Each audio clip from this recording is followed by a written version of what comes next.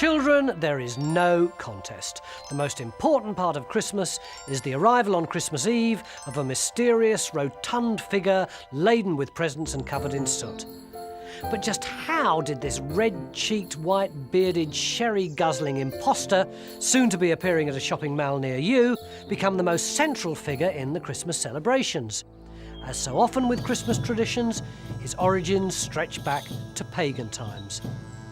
It was an ancient custom for someone to dress up as winter. This symbolic figure was then entertained and made welcome in the hope that winter itself would return the favour and be generous in turn.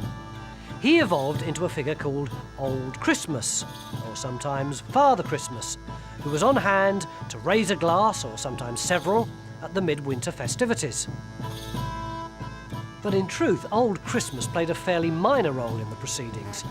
Frustrated with his lack of star billing, he emigrated to America and joined forces with an entirely different figure, St. Nicholas, now better known as Santa Claus.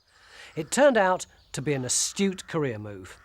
In 1822, a professor of classics called Clement Clark Moore wrote A Visit from St. Nicholas for his children. The poem begins, "'Twas the night before Christmas, when all through the house not a creature was stirring, not even a mouse. The stockings were hung by the chimney with care, in hopes St. Nicholas soon would be there." Somehow, by the end of the poem, the once quite serious and, one imagines, quite thin 4th century saint had turned into a right jolly elf. He has, in other words, been transmogrified into Father Christmas. The right jolly elf grew in popularity, but it wasn't until 1931 that he acquired his distinctive red and white colouring. As befits a global figure, it was provided in a series of famous adverts for Coca-Cola. Red and white are, of course, the brand's own colours.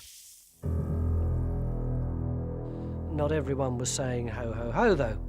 Christians were naturally unhappy about this by now very unreligious figure taking centre stage. In the 1950s, Father Christmas was burnt in effigy by French priests, and he was given another roasting by the Pope himself. But he doesn't seem to have taken the hint, for which children everywhere are grateful, if not their dads. But we'd better not say too much about that, had we? Not in front of the children. Good night.